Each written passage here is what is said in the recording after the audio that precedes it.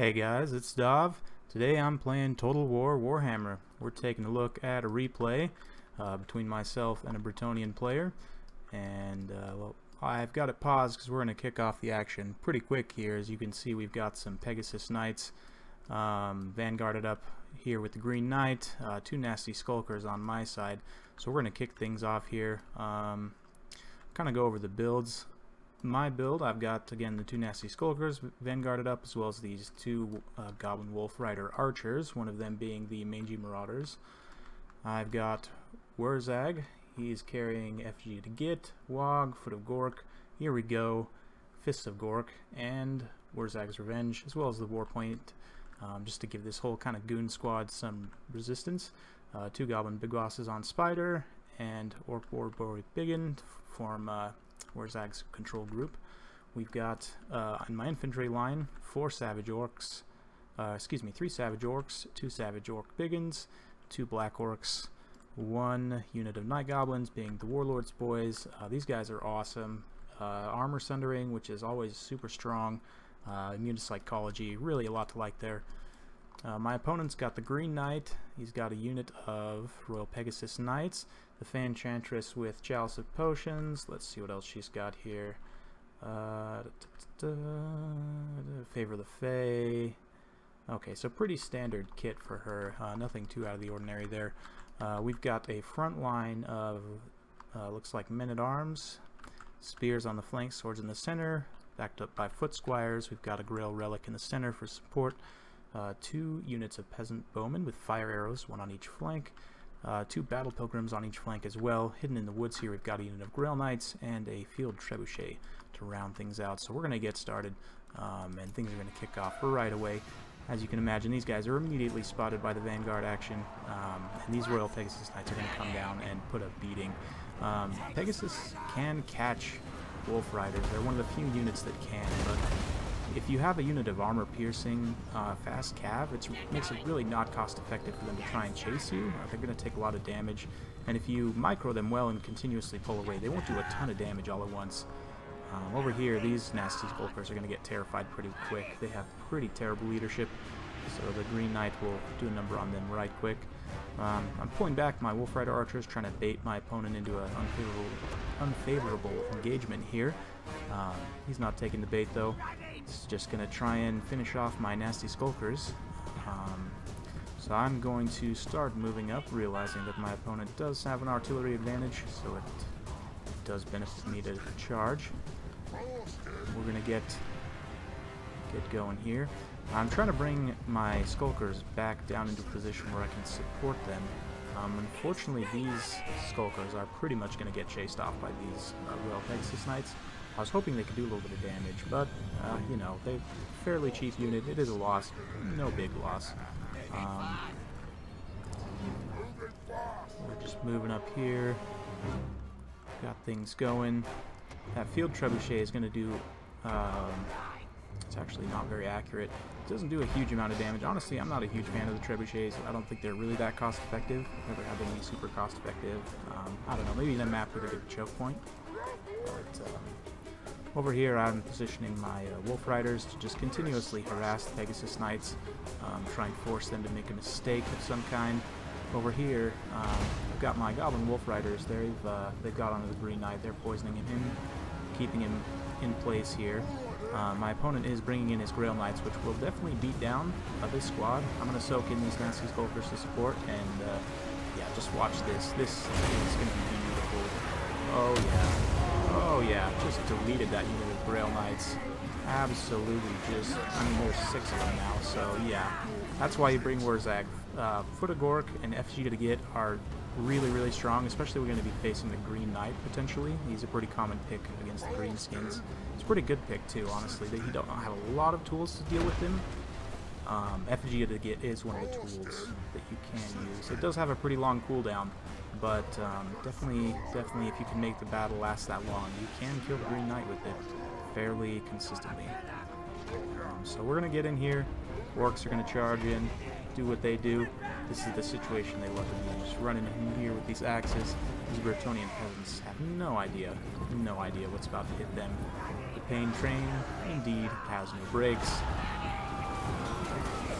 Oh, man.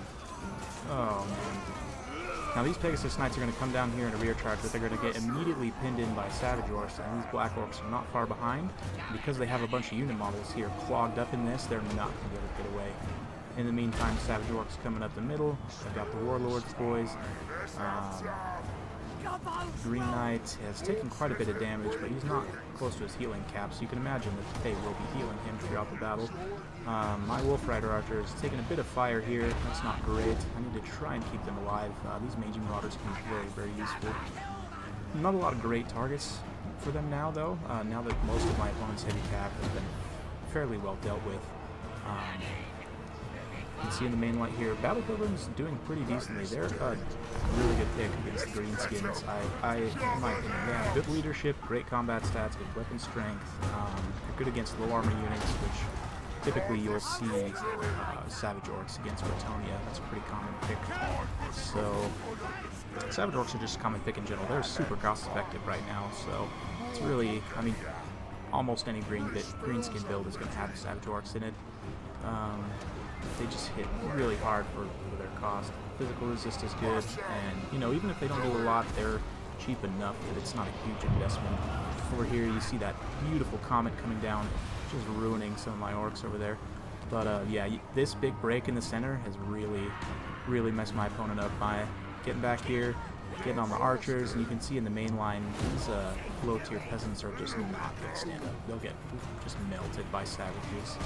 Just absolutely melted. Now here, we got Warzag, then using Effigy to get, using the smoke bomb, just soaking in, you know, the big ins, the skulkers, just doing everything I can to put as much damage on them as I can.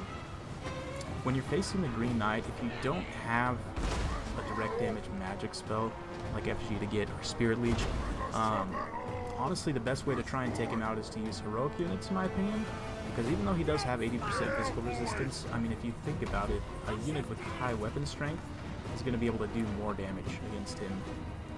So the Goblin Big Bosses and Warzag, as much as you probably don't want to put him in that fight because he is pretty squishy, yeah, like right here, my opponent's going to come in and try and wound Warzag, and I do see this coming somewhat. But Warzag does take a nasty hit there, and he's going to get out. You definitely don't want to leave him in combat.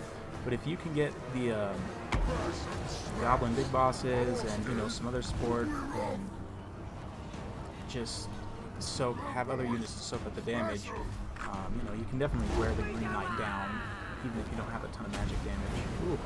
Faye is actually doing quite a bit of damage to Warzag. Yeah, he's taking a beating right now. This is not where he wants to be. He's going to get terrified by the Green Knight. Definitely a mistake putting him into that combat. I should have just kept him, you know, roaming around the sides here. Definitely would have been safer. But at this point, most of my opponent's forces are routed. Balance of power is still fairly even, just because the Green Knight is a very powerful phase, you know, still on the battlefield. She's a force to be reckoned with. This Grail Reliquary has barely been touched. But at this point, it's pretty much just a mop-up operation. You can see this big boss got in here and is actually doing some really nice work against the Enchantress. The Green Knight's going to scare him off. He's not liking that situation. Warzag's running for the hills too. He's not liking the Green Knight situation. But at this point, the Green Knight's at his healing cap. He's surrounded by orcs who all have pretty high weapon strength. I mean, if you look at Black Orcs, 42, nothing to sneeze at. Armor piercing's not super pertinent, but I mean, the total weapon strength. And, I mean, he's at 10 armor from the Sundering, so pretty much no mitigation from armor, only the physical resistance, and, you know, that only does so much. Some of the damage does still get through. So, I mean, it takes some time, but with these Black Orcs being immune to psychology, they can stand in here and take him down. At this point, it actually kind of started to shift against me, because a lot of my opponent's forces had rallied in this forest, and I'm just using my Wolf Rider Archers to try and ride down routing units, shoot the last of their ammo at whatever targets I can find, and just try and hold here with these Black Orcs and take out the Bretonnian leadership. It can definitely be a very atrocious battle, and the terror of Green Knight is really a pain to deal with in the late game. When your troops are tattered and leadership is low, it can really be a tough time. At this goblin wolf, the goblin big boss is going to get in here. He's going to chase the Fae off. She does not want any part of that nasty little goblin. So he comes back in here. Warzag comes back in here, drops another Effigy to get, and looks like he's about to finish off the Green Knight, but the Green Knight does scare him off again, and this time Warzag is gone for good. He ain't coming back. But the Green Knight is down to only 96 hit points. He's going down very soon. So the opponent's, my opponent's force is rallying in the woods here. You know, he's not bringing them back. Looks like some of them are moving now, but you know, definitely wants to get these forces back in here if at all possible. But there goes the Green Knight. He just went down, and now the Grail Relic is next, and the Enchantress is also in here getting smacked around by Black Orcs. Probably not what she wants. This Goblin Big Boss came back from rallying. Warzag temporarily came back from rallying. I'm going to try and bring him back up here, but he's just going to run away again. His leadership is too low at this point. Looks like the Awakening of the Wood popping off. This Goblin Big Boss is going to get in here and get not quite a killing blow, but a back-breaking blow for sure against the Fae. And does a decent amount of damage right there, and it's enough to actually rout the Enchantress. And you know, with her wavering, now routing, the rest of her troops are getting ridden down by the Mangy Marauders, who actually, let's see, they actually have reasonable melee stats. They're not terrible. 23 attack, 22 defense is pretty good actually for skirmish calves, so they'll do pretty well at mopping up skirmishers like peasant bowmen. So yep, these Black Orcs are now gonna finish off this Grail Reliquary, and with that, it's pretty much all she wrote. So very, very close game. Really well played to my opponent. It's nice to see the Fae brought without the Grail Guardians. I mean, honestly, if my opponent had brought Grail Guardians, it may have been a different story. You know, but even still, definitely a pretty solid build overall. Battle Pilgrims are a good pick. The Green Knight is a good pick. He got a lot of kills, but I don't know if in the end it was cost effective. It's hard to say. It's just so much to bring him. On my side, this Black Orc picked up a Chevron. This Savage Orc, Biggin, picked up a Chevron. I believe these two were the ones that pinned these Royal Pegasus Knights in place, if I'm not mistaken. Warzag, you know, he did his thing, got that nasty Foot of Gork. I think most of those 36 kills are from that.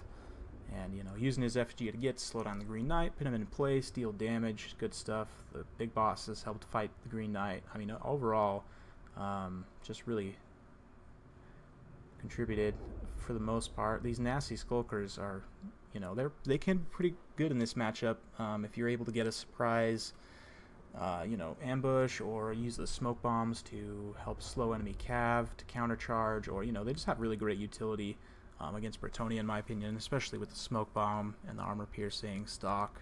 Just a lot of good traits. They are a little squishy though, as you saw. They can be very easily dealt with, so you have to be wise with them. Wiser than I was in this case, at least.